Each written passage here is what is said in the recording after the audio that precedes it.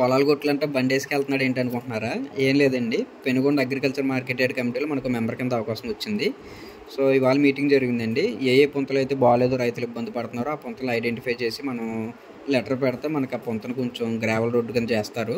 So మా ఊరు TDP person Srinivas Reddy గారు ఒక 2 పుంతలు ఉన్నాయి చూద్దామంటే వచ్చాను. ఫస్ట్ బండి మీద వచ్చాను కదండి, అదొక పుంత. అదైతే బాగానే ఉంది, మనకి ఎర్ర కంకరతో ఉంది. అది పెద్ద పర్లేదండి, బాగానే ఉంది. ఇది వద్దులే అని చెప్పి ఇంకో పుంతకు వచ్చాను. బండి ముందుగా పార్క్ చేసి లోపలికి వచ్చానండి. సో ఈ రాళ్ళు కనిపించి ఏంటంటే ఆ బిల్డింగ్లు గోడలు పడిపోయిన రొద్దు ఉంటుంది కదా, ఆ రొద్దు తీసుకొచ్చి రైతులు వేసుకున్నారనమాట, ట్రాక్టర్ గట్ట దిక్కకుండా. చూస్తే మీకు ఎక్కడెక్కడ నీళ్ళు నిలబడిపోయి వెళ్ళి కొలితే మొత్తం మట్టి రోడ్డు అనమాట.